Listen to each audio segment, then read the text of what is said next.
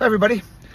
I want to share with you a story from my childhood that is a perfect illustration of how we formulate ideas or stories, even though I'm sharing with you a story, in our heads, and how it impacts on not only how we see ourselves, how we see others, and how we interact with others.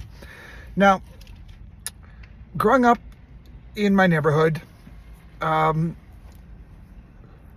was a young man who lived down and just across the street from me a little bit. His name was Roger. He was an athlete. He was a hockey player, which was very much idealized in my family. My brothers played. My dad was a hockey fanatic. I had no interest. He was a very handsome young man. His family had what appeared to be a significant amount of more income than ours. He was one of the cool kids. He was extremely popular. From what I recall, I was a better scholastic student from him, but he was not supposed to be that. He was supposed to be the jock. He was supposed to be the athlete. And I went all through elementary school with him with minimal contact. There was an element of both awe and fear in him, from me towards him.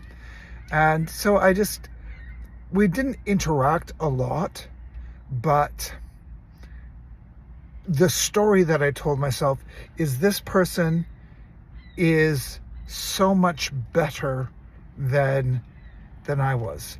This is the person that my dad would have really liked to have as a son. This is a person whose cool factor pretty much guaranteed him a certain level of success in life. That's how it came to me as a young kid. And after elementary school, going into junior high, which was like grade 7, 8, and 9 in my community, we weren't in the same class. In fact, I don't know that we were ever actually in the same class all through school. We were the same grade, same age, just never happened that way. But in grade 7 PE, we had wrestling as one of our PE subjects. And I was gentle by nature, but I was big and I was strong. Like, I was always outside playing and doing things. And for the final exam for the wrestling portion of our PE class, we were divided into shirts and skins, which is just how it used to be back then. And every time the whistle was blown, you would wrestle with someone from the opposing team, and one by one, people who lost their match were eliminated. And I never really thought about the fact that I was doing good. But in the end, I had just pinned my opponent, and I was facing towards the opposite direction of where the other two final people were competing. And the whistle blew, and I helped my opponent get up and that sort of thing. And then it was announced, okay, so the final match is going to be between Murray and Roger. Roger, real cool name, not like Murray. Murray, wussy, wimpy name in my mind. And I remember thinking, oh my God. Like, I was, a sudden fear rose up inside me.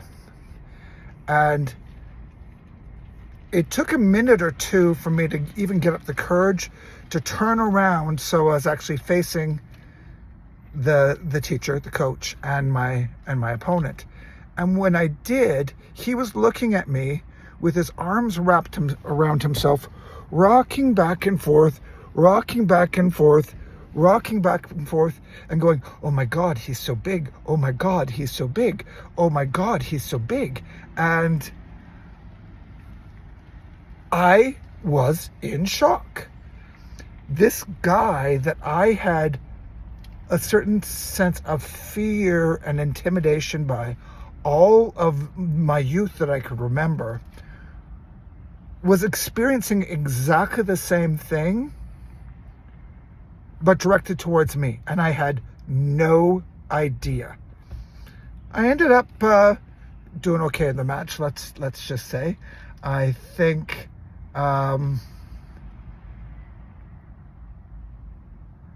it was an interesting experience for both of us, because there was certainly an element of him that recognized that he was intimidating towards me.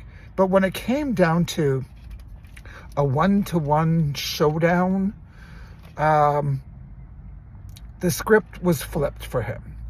And the point of this is that I had created a story, and I lived in that story for at least 8 or 9 years, because I knew him before we went to school together. And every time I saw him, I constantly reinforced this story in my mind. I made me less than, I made him more than, I made him in my head more than I would ever be, and I was sure that he thought the same way about me. And when it came down to it, his fear in that moment surfaced and showed and was far greater than mine. And not that the point is not that he was scared of me, and I am proud of that. The point is that I made up a story of who and what and how he must be, and who and how and what I must be in relationship to him, that was not based on any kind of fact. It was a story reinforced over and over and over in my head. And when it came to actually a life situation playing out, I'm sure I would have been an easily defeated opponent had I not had the realization and heard what he was saying about me. And that gave me enough confidence and spark to do what I needed to do. We do this in so many relationships in our lives, in relationships with people, in relationships with circumstances, and in relationships with ourselves and what we have imagined ourselves into being, the story that we have created ourselves into being. And the good thing is that story is changeable. That story is pliable.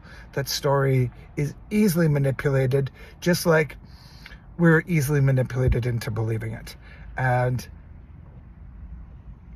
I encourage you to take a look at your life situation, and especially your relationships, and see where the story that you have created about someone and about how you must interact with them, good, bad, negative, get to know what the story is. What are the characters that are created in your mind behind the story? What character you are playing? Are you the villain? Are you the victim? Are you the hero? Are you a bystander who's powerless to intervene? Whatever it is, get to know the characters of that you are playing in the story of your own life. And with that knowledge, and with a little bit of tweaking, you're gonna find that a lot of the stories that you've convinced yourself are true about you are not true at all.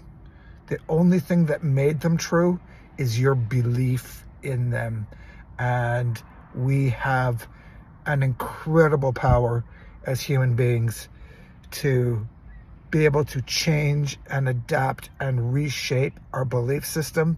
It does take work, it does take effort, but the first thing it takes is knowing what you believe. And so that's why I encourage you, in each of your relationships that you're living in, you are telling a story. Get to know the character that you're playing. Get to know the character that you've actually assigned to someone else.